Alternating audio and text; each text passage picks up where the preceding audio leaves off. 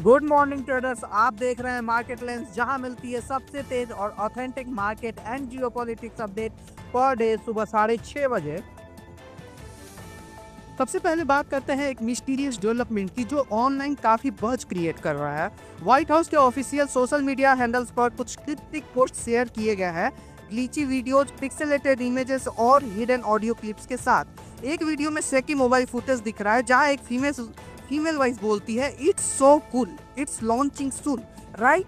और एक male voice confirm करता है, इंटरेस्टिंग, राइट। और सिर्फ इतना ही नहीं, एक और क्लिप में व्हाइट हाउस का स्केच दिखता है और कुछ यूजर्स क्लेम कर रहे हैं कि रिवर्स ऑडियो में एक्साइटिंग अनाउंसमेंट टुमारो सुनाई दे रहा है। अब सवाल ये है, ये सब क्या इंडिकेट करता है? क्या लॉन्च होने वाला है? कोई सीक्रेट प्रोजेक्ट या फिर कोई पॉलिटिकल अनाउंसमेंट? और क्या ये एक मार्केटिंग स्टंट है या सच में कोई बड़ा अनाउंसमेंट आने वाला है व्हाइट हाउस की तरफ से? सब्सक्राइब कर ले ताकि आगे की सारी इंपॉर्टेंट न्यूज आप लोगों को टाइम पर मिल सके। दूसरी बड़ी खबर आ रही है मिडिल ईस्ट के टेंशन से। यूएस और इजराइल ने ईरान के कई न्यूक्लियर और इंडस्ट्रियल टारगेट्स पर एयर स्ट्राइक्स किए हैं। रिपोर्ट्स के मुताबिक स्ट्राइक्स ईरान के अराक न्यूक्लियर कॉम्प्लेक्स के हैवी वाटर रिएक्टर पर हुए हैं। साथ ही याजाद प्रोविंस के येलो केक प्रोडक्शन को भी टारगेट किया गया है। और सिर्फ इतना ही नहीं, ईरान के 2 बड़े स्टील प्लांट्स पर भी हमला हुआ है। अब ईरान भी चुप नहीं बैठा है। तेहरान लगातार पर्शियन गल्फ रीजन में ड्रोन्स और मिसाइल्स लॉन्च कर रहा है।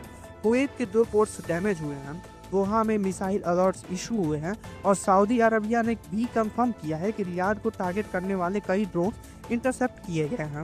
सिचुएशन काफी टेंस है दोस्तों। इजराइल ने भी क्लियर कर दिया है कि अगर सिविलियंस को टारगेट किया गया तो वो अपने अटैक्स और इंटेंसिफाई करेगा।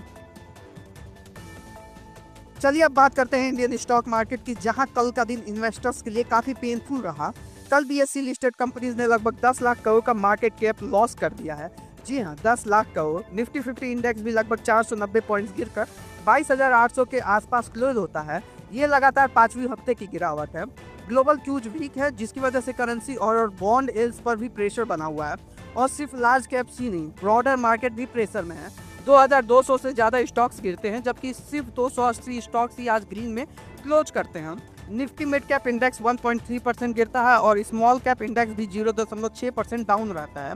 अब एक इम्पोर्टेंट सवाल, क्या ये सिर्फ टेम्परेरी करेक्शन है या फिर मार्केट में और गिरावट देखने को मिल सकती है? आपका क्या व्यू है? बाय द डिप या वेट एंड वॉच? कमेंट में हमें भी अपनी स्ट्रेटेजी बताएं। आगे बढ़ने से पहले अगर आप अभी तक हमारे चैनल को सब्सक्राइब नहीं किए हैं तो जल्दी से सब्सक्राइब कर लें ताकि आप कोई भी अपडेट मिस ना करें। वहीं सेबी ने यस ट्रेडिंग एकेडमी के प्रोपराइटर यस गर्ग को सिक्योरिटीज मार्केट से बैन कर दिया है। जी हां, उन्होंने बिना प्रॉपर रजिस्ट्रेशन के इन्वेस्टमेंट एडवाइजरी और पोर्टफोलियो मैनेजमेंट सर्विसेज चलाई थी।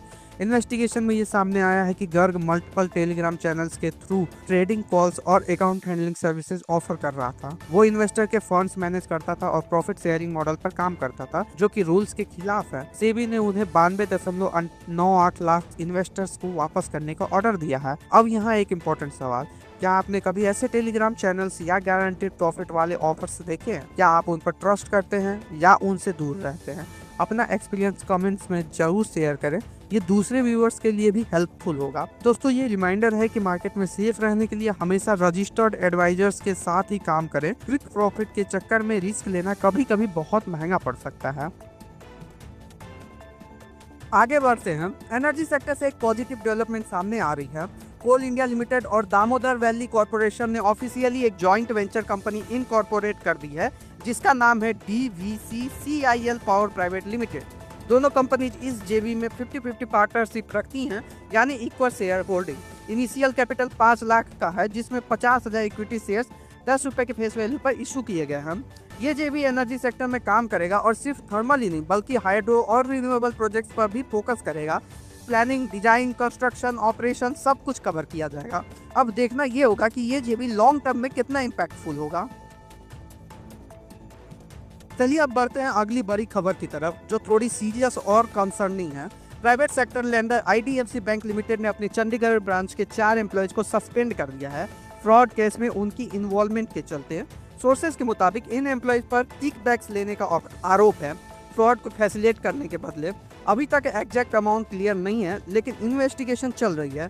बैंक के CEO V वैद्यनाथन ने भी ओपनली एक्सेप्ट किया है कि एम्प्लॉयज इन्वॉल्व हैं। उन्होंने कहा है कि बैंक ट्रांसपेरेंसी मेंटेन करना चाहता है और किसी भी तरह की चीज हाइड नहीं करेगा। साथ ही सोर्सेज ये भी कह रहे हैं कि ये इंस्टीट्यूशनल इशू है नहीं है, बल्कि सिर्फ ब्रांच लेवल तक ही लिमिटेड है। तो दोस्तों, आज की मार्केट अपडेट यही थी। कैसी लगी आपको ये खबरें? अपनी राय कमेंट सेक्शन में लिखना न भूलिए। और हाँ, अगर आप चाहते हैं कि आपको हर दिन ऐसी ही न्यूज मिलती रहे, तो चैनल को सब्सक्राइब कीजिए और बेल आइकन दबा दीजिए ताकि कोई भी अपडेट मिस न हो। मिलेंगे कल नए अपडेट्स के साथ, तब तक के लिए हैप्पी ट्रेडिंग।